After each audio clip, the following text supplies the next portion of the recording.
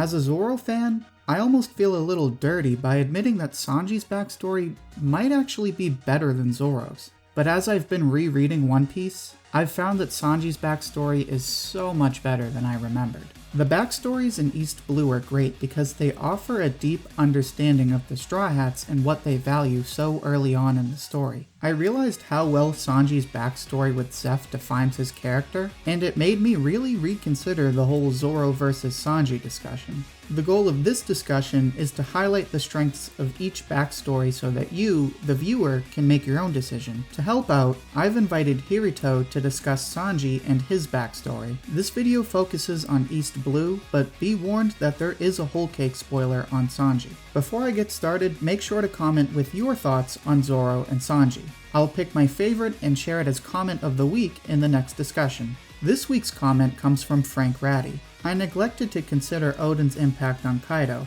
so thank you Frank for bringing this up. If you'd like more One Piece discussions like this every week, then make sure to subscribe so you can follow along with each week's video. With that out of the way, here's Hirito to talk about everyone's favorite cook, Sanji.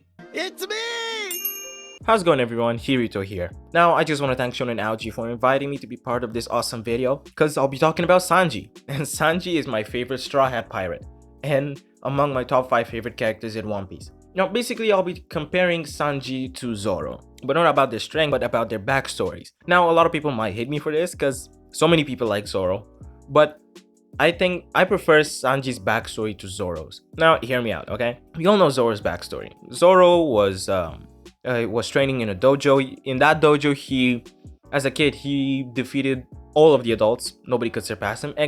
He couldn't defeat the dojo's master's daughter. That's the only person in that dojo he couldn't defeat. Now, in their last showdown, she still beat him up, but they both promised each other that they're gonna strive to become the strongest swordsman. Now, the next day, the master's daughter, Kuni, died. Yeah, she received a fatal injury and as she fell down the stairs and died. So after that, Zoro decided to take on her dream and to become the strongest swordsman for her as well. So he took her sword and set out to become the strongest, yeah? And after that, we all know what happened. Grew up, he became a bounty hunter because he needed money to eat food. And later on, he met Luffy.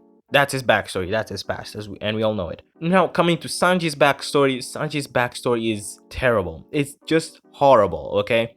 Compared to Zoro, Sanji's backstory is so horrible. Now, listen, Sanji was born in the Vinsmoke family that led Germa 66. If you've watched Whole Cake Island arc, you would know who they are. Now, the father found out that Sanji wanted to escape and actually allowed him to escape, surprisingly, but he said that he doesn't need a son like him, so Sanji actually ran away. Now, after some years, he became a cook on a ship, but a certain pirate by the name of Red Leg Zeph attacked the ship and caused Sanji to almost die, yeah? But before Sanji could drown in the sea, he shouted out his dream of finding Old Blue, and because of that, Red Leg Zeph actually saved his life. But they got washed up ashore of a rock. I can't call it an island, I can only call it a rock because that's not an island. Now Red Leg Zeph, over there, he decided to help Sanji out, and they split the rations together. He said, okay, you take this part of the food and go eat, and then go sit on the other side of the rock and look out for a ship. Now, he had a huge sack with him, and Sanji thought, okay, but you're keeping all this food to yourself. And he said that because I'm an adult, I need to eat more. Now, after weeks of staying like that, and after their food rations actually depleted, Sanji couldn't take it anymore, and he decided to go and try to kill Zeph. But he didn't do it. He instead went to cut off the bag to look for food, and all he found was treasure. There was no food inside. What actually happened is that Zeph gave all the food to Sanji, and he stayed without any food. And then to Sanji's horror, he saw that Zeph actually cut off his leg and ate it so that Sanji could have more food. Sanji later on, he started to work with Zeph because Zeph stopped being a pirate and he became a chef on his own restaurant. Now, what I'm trying to say, now you understand that Sanji's backstory compared to Zoro's backstory is way more horrible. Nothing really bad happened in Zoro's backstory except for Kuni dying, but Sanji's backstory is just insane, okay? Nobody should be treated the way Sanji got treated. And later on, of course, Sanji met Luffy and joined the Straw Hat Pirates. Now, basically, Sanji picked himself up after all of that, all of what happened to him, and still became, let me just say, like the third strongest pirate in the Straw Hats, yeah? Sanji is an amazing person. His development is way better than Zoro's development. Of course, Zoro became strong, and in that aspect, his development is cool. He had some amazing moments, but Sanji's character development is my favorite out of every single character in that show. So that's all I've got to say about about Sanji and what I love about him. And I hope you guys see Sanji in a new light if you didn't before. Thank you, Shonen Algae, for having me on the video. Hope to do more videos with you, bro. Until next time, I've been Hirito. Stay awesome. Thanks, Hirito. As you can tell, Hirito's a big Sanji fan, so make sure to visit his channel and check out his videos. But Hirito is exactly right when he says that Sanji faced a lot more adversity in his childhood than Zoro did. Sure, Zoro was devastated by those dastardly stairs, but he didn't starve for days in the middle of the ocean. Now, while overcoming this adversity certainly makes Sanji a respectable character, this doesn't necessarily mean he has the better backstory. Objectively speaking, a backstory is best when it's used the most effectively, and a backstory is effective when it contextualizes the character. While both backstories each offer great context, Zoro's ultimately provides better context than Sanji's. In my video on Romance Dawn, I explained how freedom is expressed by grounding it in chosen values, and how those values come from promises with others. Sanji's backstory is a prime example of this. Some of Sanji's best qualities come from Zeph.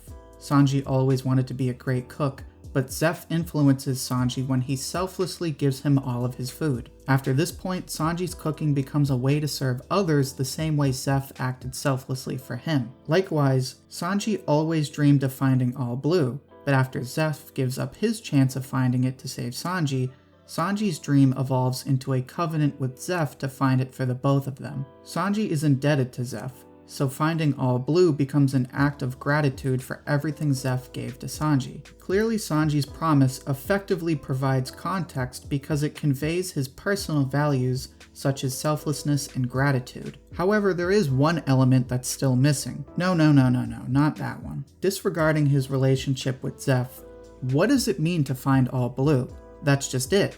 The goal of all blue in itself doesn't provide any real context to Sanji because it's too broad. In contrast, the goal of world's best swordsman is finite enough that it provides more context than the goal of all blue. Zoro's backstory may be less nuanced than Sanji's, but the goal it provides gives us a better idea of Zoro's ambition. Like Sanji, Zoro has a dream that evolves through a promise with someone else. Zoro wants to become the world's best swordsman, but when he learns about Kuina's self-doubt, he makes her promise that they'll each fight to become the world's greatest. Then when Kuina dies, Zoro takes her sword and vows to fulfill this ambition for her. Like with Sanji, Zoro's backstory is great because it uses this promise with Kuina to provide context to Zoro's character. Zoro wants to be strong like Kuina, and he also has a strong drive to win because he wants to fulfill the dream that Kuina no longer can. But what makes Zoro's backstory more effective is that his goal can be viewed alone and still provide proper context. It's not very complicated.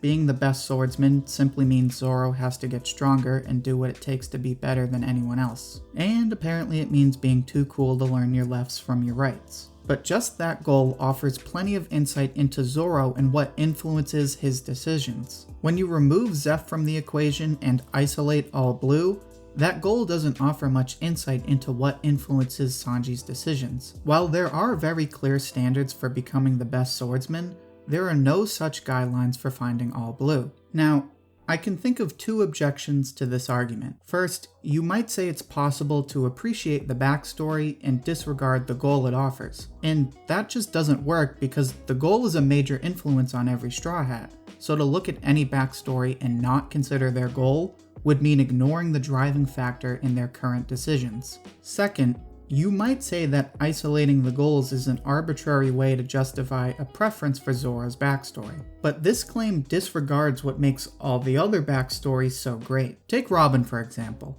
Robin is generally seen as a character with an amazing backstory. Obviously, her goal of reading the poneglyphs is tied to her connection with Clover and her mother, but you can also isolate her goal and get a solid understanding of what Robin's values are. Finding the poneglyphs means she has to be well-read and maneuver her way through the kinds of organizations where they would be held. Contrast to Sanji, and the goal of all blue is just too abstract. It's clear that cooks would like to find it, but you could still be a great cook and never find the All Blue. The goal of All Blue just doesn't offer any clear trajectory for Sanji's character besides adventuring to find it. But going on adventures is no different than the other Straw Hats. Unlike Sanji's goal, Zoro's goal gives you a clear trajectory for what he's aiming for and how he needs to get there. And this is why Zoro's backstory is better, because the goal it provides is more effective in contextualizing Zoro than the goal offered in Sanji's backstory. And that's it for this discussion.